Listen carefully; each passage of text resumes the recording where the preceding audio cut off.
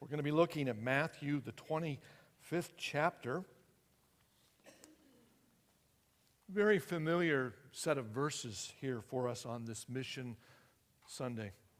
Jesus says to us, when the Son of Man comes in his glory and all the angels with him, he will sit on his glorious throne, and all the nations will be gathered before him. And he will separate the people one from another as a shepherd separates the sheep from the goats. And he will put the sheep on his right and the goats on his left. And then the king will say to those on his right, "Come, you who are blessed by my Father, take your inheritance, the kingdom prepared for you since the creation of the world. For I was hungry, and you gave me something to eat. I was thirsty, and you gave me something to drink. I was a stranger, and you invited me in. I needed clothes, and you clothed me. I was sick, and you looked after me. I was in prison, and you came to visit me." And then the righteous will answer him, "Lord, when did we see you hungry and feed you, or thirsty and give you something to eat? When did we see you a stranger and invite you in, or needing clothes and clothe you? When did we see you sick or in prison and go to visit you?" And the king will reply, "Truly I tell you, whatever you did for one of the least of these, my brothers and sisters, you did for me." Here ends the reading. So Friday night, I was over at the Van Loon house. I live in the Saugatuck area here, and there must have been, 35, 40 people that came out, dear friends and supporters of Nicole Van Loon. Nicole, several years ago, in fact, did I hear, Nicole, that your birthday is like tomorrow? You're going to be all of 24? Yes. Hey, how about we sing happy birthday to Nicole, okay? Happy birthday to you. Happy birthday to you. Happy birthday, dear Nicole. Happy birthday to you. Let's have Nicole come up here. Come on up, Nicole. Hi, everybody. Hi, how's everybody doing? I'm Nicole, as Jeff said, and yeah. Yeah, so you're back from the DR. You've been there at the Dominican Republic for about 6 months. So let's kind of contextualize for people. The Dominican Republic, where is it? I mean, is it that place where there's been some natural disasters? Can you tell us a little bit? Is it a third world country? Well, fortunately, we've gotten missed by the last couple natural disasters. There's been earthquakes in Haiti, which the Dominican shares an island with in the Caribbean. We missed out on those. The last few hurricanes, the last couple of years, it just turned north right before it hit us. So we're really blessed in that. But they do have hurricanes there, which is a little terrifying. But we've been blessed in that it's been missing us for the most part. And in terms of being a third world country, I would label it more of a developing country. They have a democracy, they have infrastructure. Granted, it's not quite as developed as you would imagine in the United States, but they have all these things that are in the works. So it's not like everything's just poverty all over the place and destroyed. It's developing, so that's kind of why they call it developing. Okay, all right. So we're getting kind of a sense of the Dominican Republic and where it is and what kind of a country it is that God has sent you off to. Can you tell us a little bit about this organization that you're working with, Young Life International, and who and what is that, and what is it's doing, and what is its kind of shape down there? Yeah. So what that looks like for me, being an American English speaking, is I work for Young Life International, which if you don't know what Young Life is, it's an organization that works with kids, just building relationships with them, introducing them to the Lord, and helping them grow in their faith. So that happens all over the United States, all over the world actually, and so I get to be a part of the Young Life International branch, and so we are in 2 bilingual schools in the Dominican. So we do our ministry in English. All the kids we work with speak English, and most of the time also Spanish, because they live in a Spanish-speaking country. But what's cool about it is that we are not down there with autonomy and authority saying this is how we're going to do things. We fit kind of as this branch that helps out the national ministry. So it's called Vida Joven, which literally means young life in Spanish. And so we're just kind of part of this umbrella national ministry. We get to help them reach schools where they wouldn't be able to reach because they don't speak English. So a lot of these kids, it just would make more sense to have an English speaker be their leader, be making friends with them, getting to know them, taking them to camp, all these different things. And so we kind of fit in that niche that Wiedehoven can't quite cover. But there is national Spanish-speaking ministry in cities all over the Dominican Republic, and we get to kind of partner and be a part of their mission and their ministry down there. Okay. So let's think about missions. You know, we tend to picture, you know, this guy from England wearing this pith helmet and these safari clothes, and, you know, he goes off to the jungles of Africa, and he kind of imposes Right. Western values and perspectives and Right. ways of doing things upon the natives to bring them to enlightenment and to save them and to make them like mini versions of us or something. Right. So talk to us a little bit about kind of the changing face of missions Yeah. and kind of some of the things that you've learned perspective-wise along the way as you're now a missionary. Right.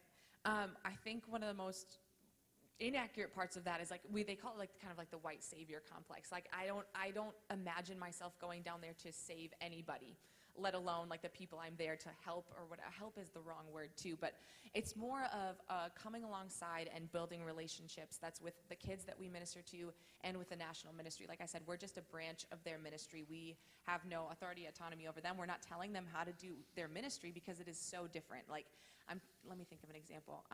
So in our clubs, that's what Young Life calls their events. On Friday night we have club, and it's just fun and games, and it's loud and it's messy, and it's for high school kids, and we have a lot of fun.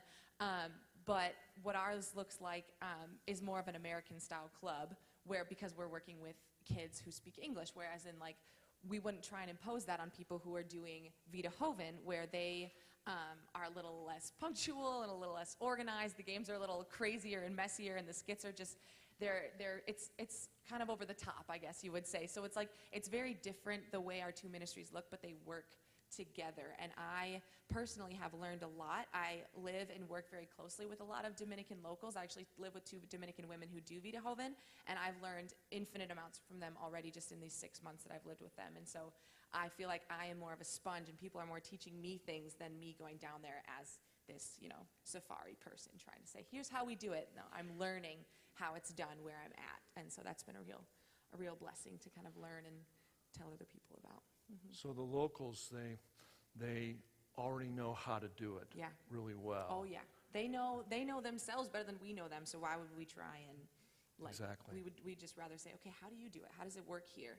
Teach us how our kids think and how we could best reach them, how we could best be friends with them, how we can best introduce them to the Lord and help them grow in their faith, because they know that better than we do. So what do you as an American kind of bring to the table, as far as Yeah. how you can be of help? So I mentioned that we're in 2 bilingual schools, and so these kids, most or all of the day, are speaking English, even if they're Dominican kids. And so because they speak English, they have access to our culture, and so that kind of just changes their perspective a little bit. So they would maybe not enjoy Wiedehoven Club as much as they would our club, so we make it look a little bit differently. Or they might have a different set of kind of struggles with one parent being in the United States and one parent being in the DR, and just kind of like that this person's making money and sending it back, and they visit the States, and they kind of have access to what we know as life. And so as an American, I can go in and relate to them more than maybe like a Dominican leader would be able to. And in that way, I Okay. can bring a lot to. Missions cost money, right? And when we think about organizations that have to raise money, there's basically 2 things that touches a person's heart. It's either about changing a life or it's about saving a life. So let's kind of boil it down from the big picture down to the microcosm, the little picture. And can you tell us a story about a life or a few lives that you are changing down there I hope so. and what you are doing? Can you kind of quantify that for us a Yeah. little bit? I guess it sounds like such a big goal to say I'm changing or saving a life. Like I know that's only something that God can do, but I have been blessed to be able to coach 7th grade volleyball, and that's been something random and fun that I've gotten to do on Mondays and Wednesdays. And totally separate from that, one of my volleyball girls accepted Christ at church. And I found out from her older sister's friend who told me, hey, you should see what she wants to do, if she wants to do anything, if she wants to do a Bible study. And I was like, of course. So I text, her name's Edalee, and I'm like, Edalee, would you want to, like, I heard you made this awesome decision. Do you want to, like, explore that a little bit with me? Do you want to open up a Bible? And she's like, yeah, they gave me the book of John, and there's questions. Let's go over it together. I have so many questions. And so I was like, sweet, this is just falling into my lap. I really didn't do anything, but let's sit down and do a Bible study together. And so volleyball down there really is just the way it's worked this year is at the end of practice every day they're like, hey, can we go get ice cream today? Like, volleyball practice is over, let's go get ice cream. And I'm like, I say yes more than I should, but that happened on the Wednesday that I was supposed to do a Bible study with Edalee, and I said, no, I can't today, I've got this thing, and I didn't really mention it, and so they're like, oh, sad that we didn't get ice cream. And the next Wednesday rolls around, and the Bible study is going great. Edalee has so many questions. She is just so on fire for the Lord, and it's amazing. Like, God just put this fire in her heart, and that's amazing to see right there. And she's going to be such a blessing to her school as a 7th grader.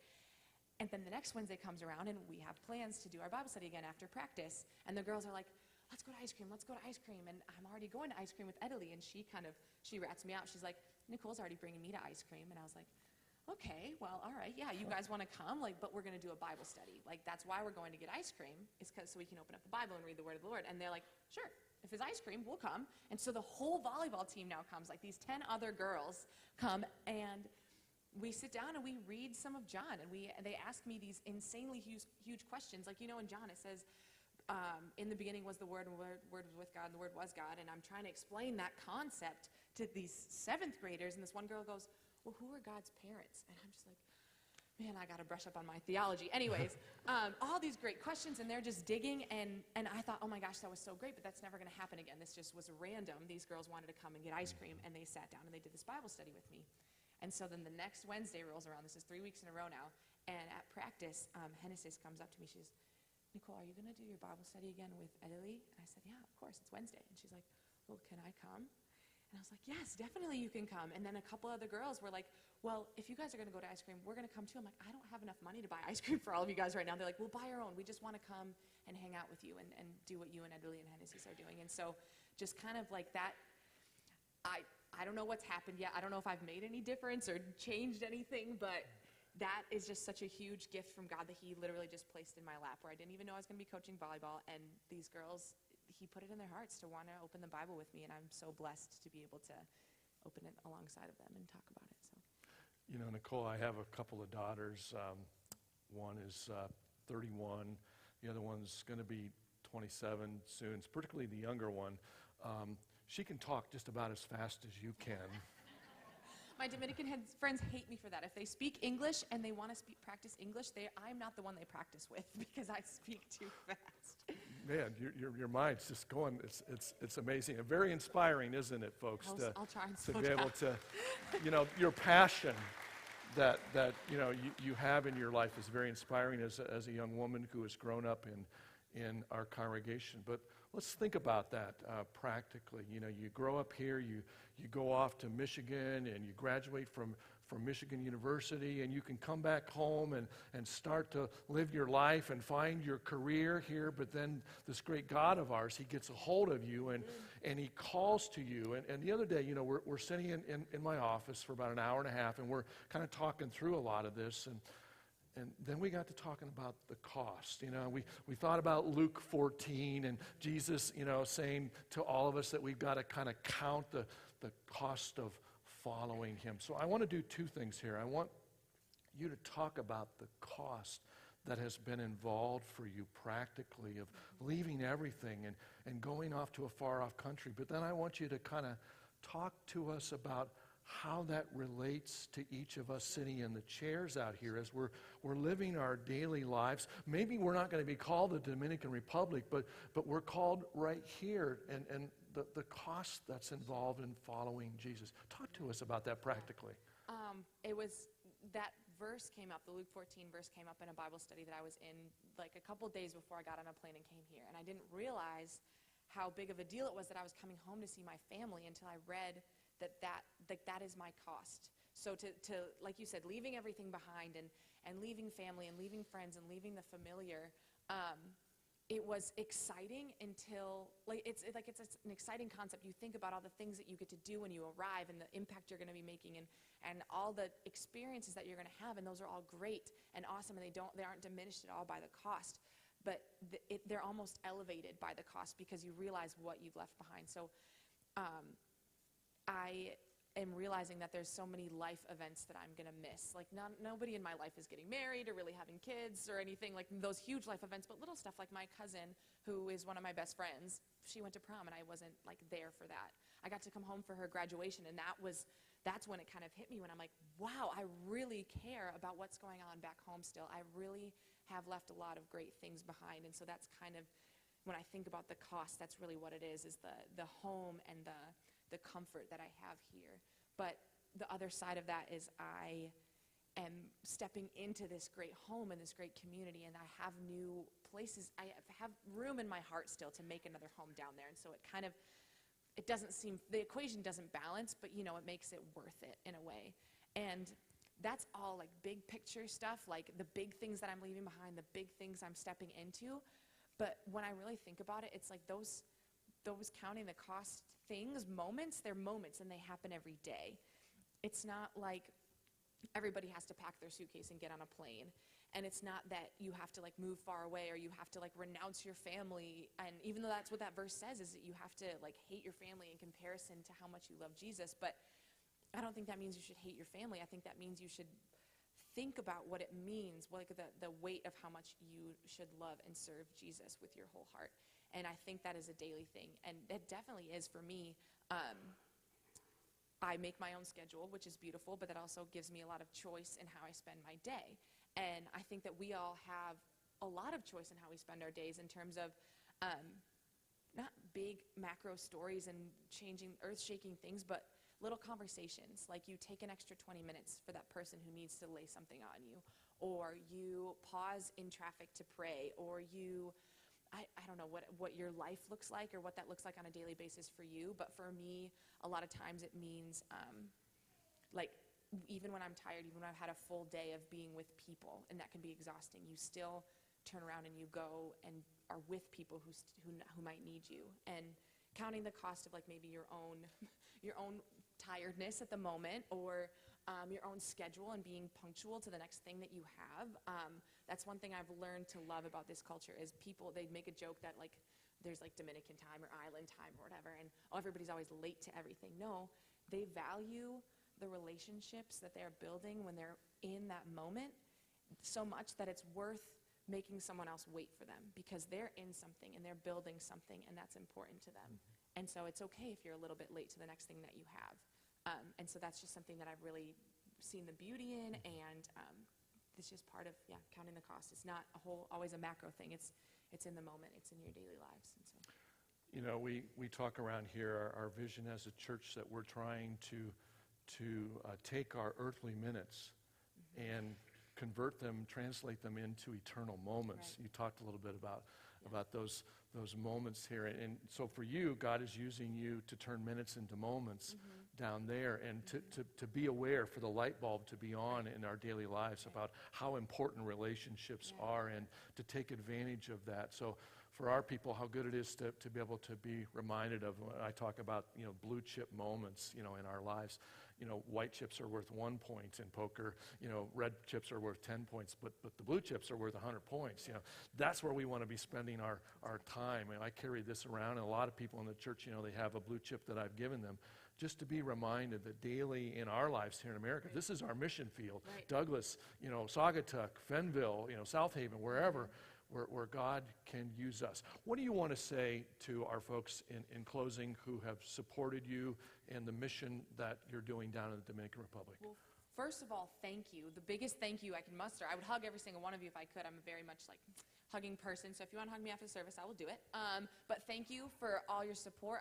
Like Jeff said, I grew up in this church. It's very familiar. This gym and this building is kind of like my home base, and I've known a lot of you for a long time, so I just really appreciate your constant support. Even before I knew I was called to the mission field, this church has been supporting me, and so I just want to thank you all for that. And if you you want to come visit, come send a team down. We have, Young Life has, this is a little plug, we haven't really talked about this yet, but Young Life has service opportunities at the summer camp that's in the town I live. And so you would get to come experience a bit of the culture in the national ministry in a homestay, where you'd be in an area helping with a local club and doing some projects. And then you would go also to the summer camp and do some service projects and just get to see the impact that the Lord is having in this country. It's amazing. I haven't talked anything about numbers yet, but if you want numbers, talk to me afterwards. I think we got to wrap up. But yeah, it's really amazing the growth that God is just moving and shaking down in that country. So, Hey, let's put our hands together and give thanks to God for Nicole.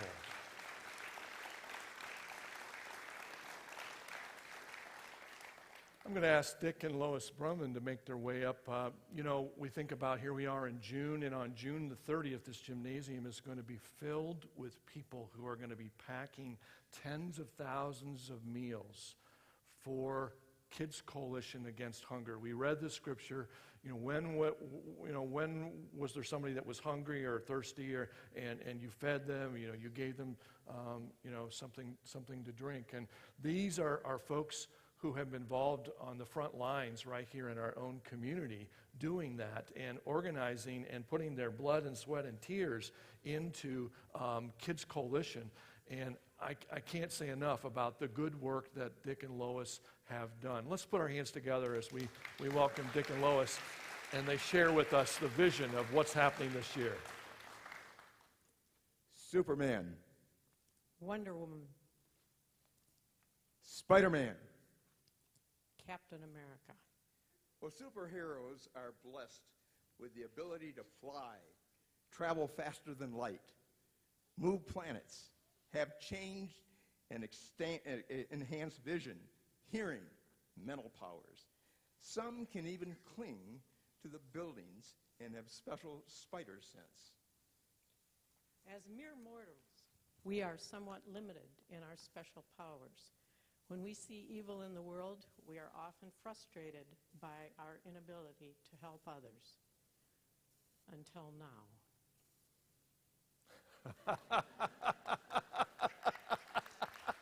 You can get the next, there we go, yes.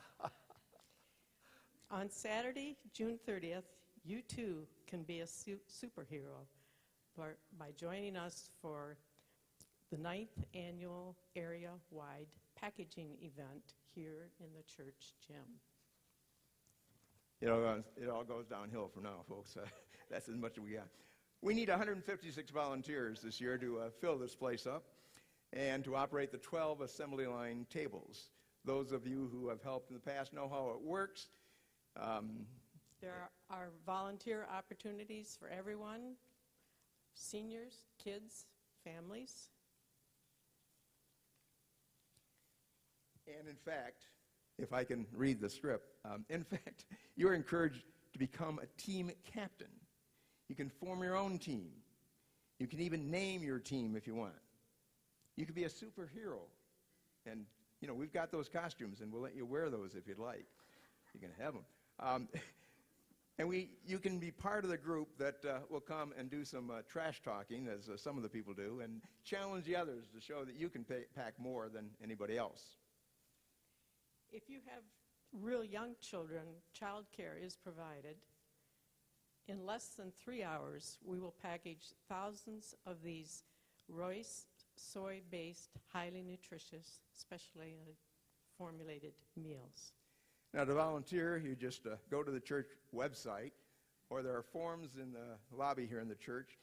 The ushers are going to pass out these cards right here also. That's because I don't want to have everybody to take notes, and everything's right on here.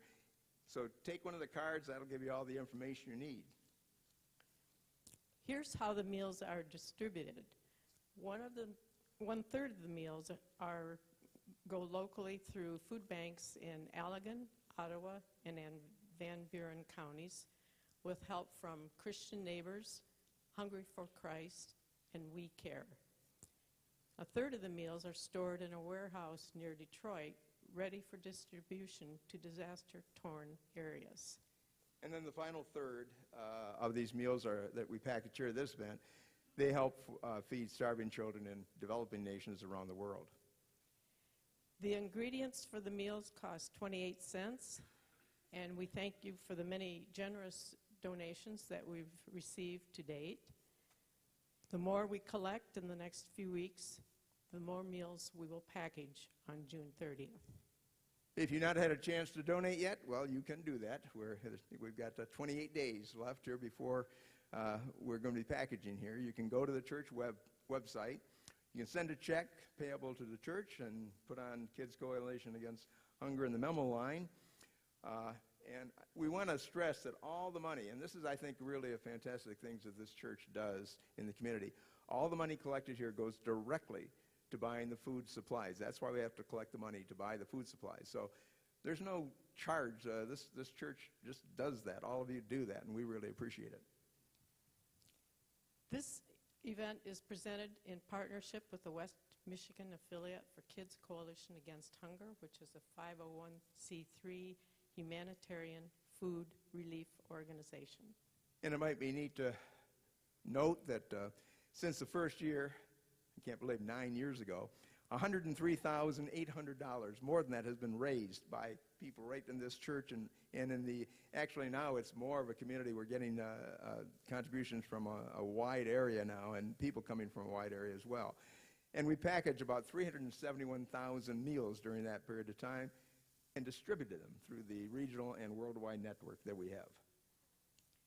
So feel free to take extra cards with you, hand them out to your friends, neighbors, mail them if necessary. We hope to see you on Saturday morning, June 30th, and you too can wear a hairnet and be a superhero. Thank you very much.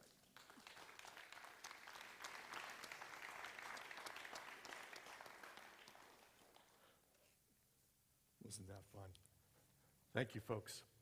Hey, I'm gonna ask for 3 people in our midst to stand up. I'm gonna ask if Lois Tuttle, Jan Baker, and Glenn McNeil would all stand up.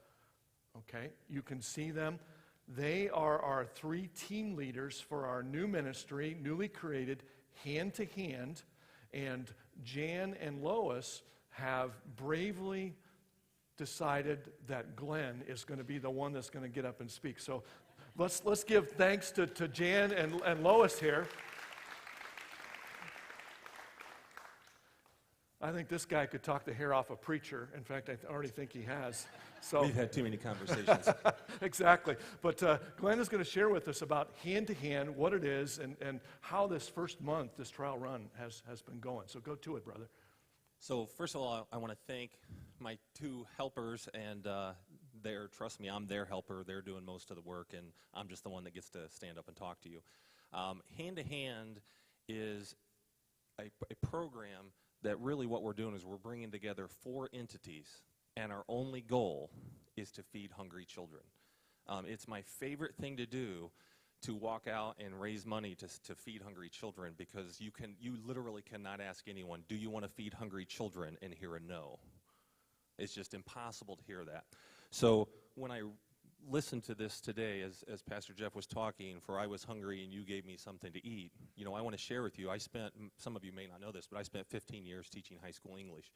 And I'm old enough that when they started the breakfast program, I thought it was ridiculous, because I thought these kids don't want to come to school early to eat.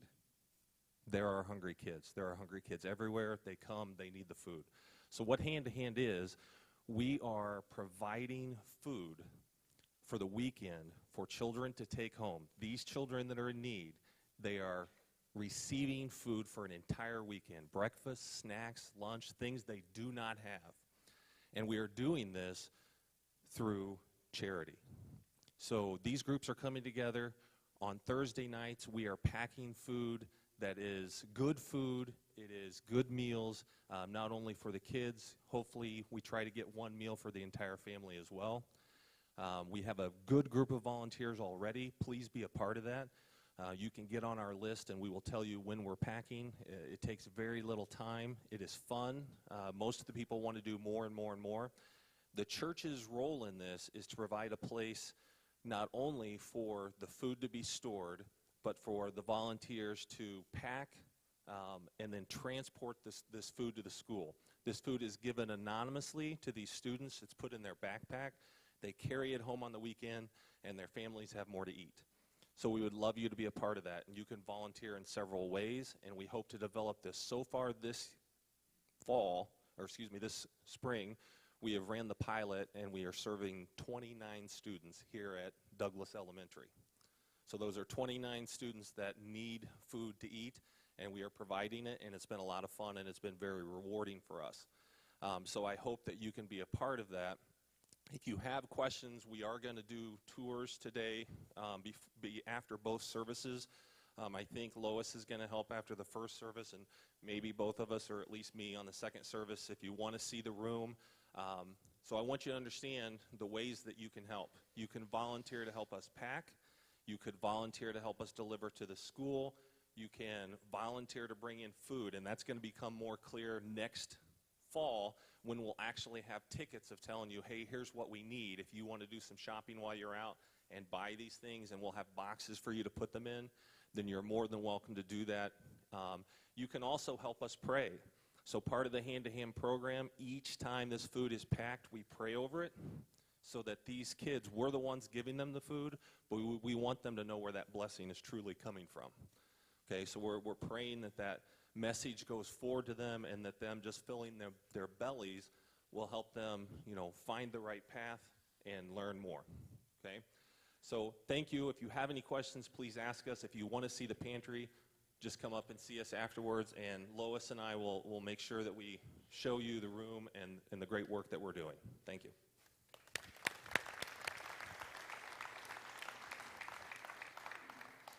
So how exciting what God is doing through our congregation internationally, locally. God is feeding people spiritually and physically in a powerful way. And we can all be involved, whether it's through prayer, whether it's through giving of our finances, whether it's through volunteering. And I hope this morning you've been challenged, you've been inspired to be part of the good mission work that God is calling us to here at Community Church.